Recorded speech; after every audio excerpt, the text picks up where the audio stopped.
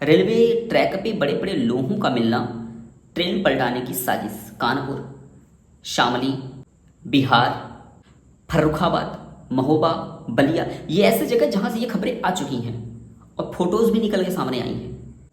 तो मतलब ये शांतिप्रिय समुदाय वाले जो है ना, ये बहुत ही व्यापक स्तर से तैयारियां कर रहे हैं देश के अंदर एक तरीके की हिंसा फैलाने की, देश के अंदर एक दुर्घटनाओं को अंजाम देने की कोशिश की जा रही है।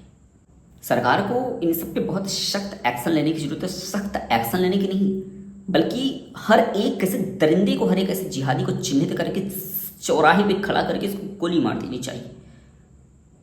क्योंकि ये जब जब अगर ये इनको छूट दे दी जाएगी ना, तो ये ऐसी कौम है जो कि ये किताबी वो आसमानी किताब पढ़ने वाली कौम है, जिनको हमेशा यही सिखाया जाता है कि काफिरों को मारने पे आपको जन्नत मिलेगी। तो इसलिए ऐसे कुत्ते कभी नहीं सुधरने वाले। इसलिए ऐसे जहां भी फोटोज दिख जाएं, या फिर मैं तो सरकार से निवेदन करता हूं कि चौराहों पे खड़ा करके इन सबको एक लाइन में और इनको भूज दिया जाए गोलियों से। देश में तानाशाही का तो वैसे भी आरोप लगता चला आ रहा है। तो जहां पे तानाशाही की वास्तव में जरूरत है, सरकार को वहां पे झुकना नहीं चाहिए, कदम जरूर उठाने चाहिए। और साथियों, मैं तो इतना तक आपको बताना चाहता हूँ कि मुझे ऐसा लगता है कि ये जो भारत में मस्जिदों को बनाने का जो प्रक्रिया चल रही है ना बहुत तेजी से, इसमें अजान पढ़ने के लिए नहीं, हथियारों को रखने के लिए, और जो ये व्यापक स्तर पर मदरसे बनाए जा रहे हैं ट्रेनिंग देने के लिए।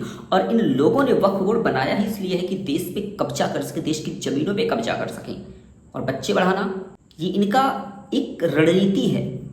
जिस तरीके से इन्होंने लेबनान, यमन और न जाने ऐसे कितने देश हैं जिन पे कब्जा कर करके वहां पे आबादी बढ़ा बढ़ा करके लोगों ने उसे मुस्लिम राष्ट्र बना दिया। तो देश पे कब्जा करने की ये बहुत ही अनोखी पहल है, इन सबकी रणनीतियां चल रही। इसलिए आप सभी से निवेदन है कि सभी सनातनियों से आप एक रहिए, सशक्त रहिए, लड़ने की क्षमता रखिए, और जहां ये जिहादी अपना सिर उठाते दिख जाए, वहां बिना किसी कानून की परवाह किए इनका दमन करने का प्रयास करिए। वरना अगर आप इन पर रहम कर देंगे तो ये आप पे बिल्कुल रहम नहीं करेंगे और हालात जम्मू कश्मीर और पश्चिम बंगाल जैसे हो जाएंगे। इसलिए आप सभी सचेत रहिए, सतर्क रहिए। आपको जो भी विचार हो कमेंट भी करिए, चैनल को सब्सक्राइब करके वीडियो को लाइक करिएगा। मिलते हैं इसके नेक्स्ट वीडियो में आप सभी को जागरूक करने के लिए। तब तक के लिए नमस्ते, जय हिंद, जय श्री राम।